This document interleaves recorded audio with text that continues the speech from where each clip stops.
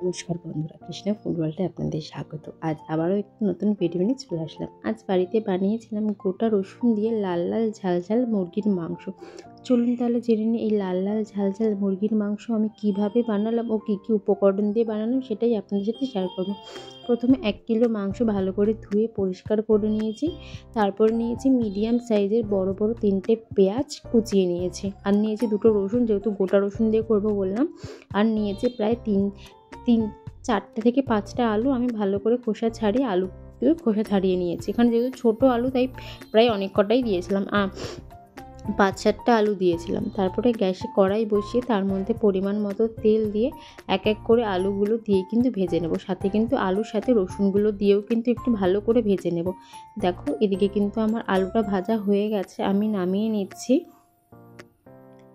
এদিকে রসুনটা আরেকটু ভাজা হবে রেখে দিয়েছিলাম, রসুনটা তারপরে তুলে নিয়েছি। এবার কিন্তু কড়াই ওই তেলের মধ্যেই 3টে শুকনো লঙ্কা, 4টে লবঙ্গ আর দিয়ে দিচ্ছি 2টো তেজপাতা দিয়ে ভালো করে ফোড়ন করে নিই। কেটে রাখা যে পেঁয়াজগুলো সেই পেঁয়াজগুলো কিন্তু দিয়ে দিচ্ছি। এই গরমে খুব বেশি একদম হেভি খাবার কিন্তু ভালো লাগে না, মাংসের খুব বেশি কষা টষা ভালো লাগে না, সেই কারণে কিন্তু এই লাল লাল ঝাল ঝাল করে পাতলা করে মাংসের ঝোলটা বানিয়েছিলাম। চলুন তাহলে দেখতে থাকি। দেখো এদিকে কিন্তু প্রায় পেঁয়াজটা পুরো ভাজা হয়ে এসছে, পুরো লাল লাল করে ভাজা হয়ে গেছে, গোল্ডেন গোল্ডেন কালারের।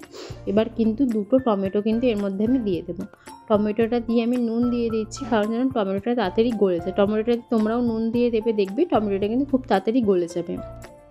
তারপরে কিন্তু এর মধ্যে আমি দিয়ে দিচ্ছি পরিষ্কার করে রাখা মাংসটা দিয়ে একটু ভালো করে নাড়াচাড়া করে নেবো। যে দেখবো মাংসটার কালারটা একটু সাদাটে হয়ে এসছে, তখনই কিন্তু এবার এর মধ্যে দিয়ে দেবো এক এক করে সব বাটা মশলা।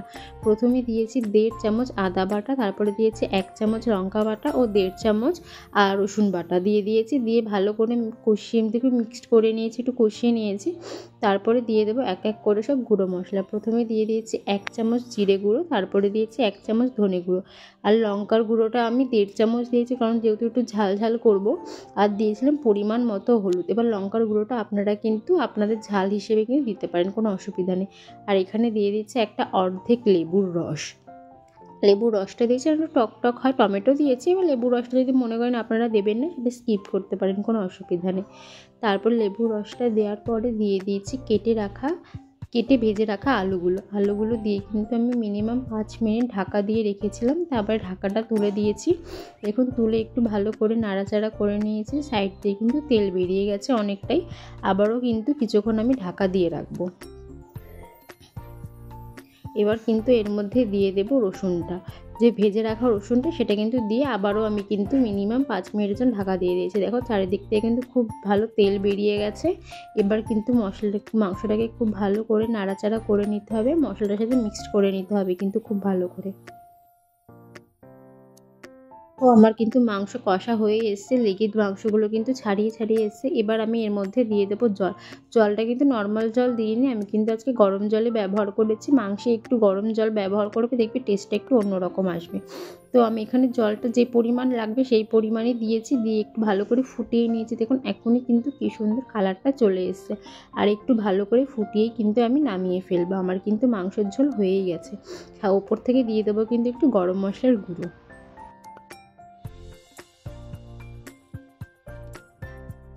দেখো মাংস খুব ভালো করে ফুটে গেছে। এবার আমি ওপর থেকে গরম মশলার গুঁড়ো দিয়ে দিয়েছি, দিয়ে খুব ভালো করে নাড়াচাড়া করে কিন্তু এবার মাংসটাকে আমি নামিয়ে ফেলবো। চলুন তাহলে দুপুরের লাঞ্চের থালটা কিন্তু একটু সুন্দর করে সাজিয়ে নেওয়া যাক আজকে।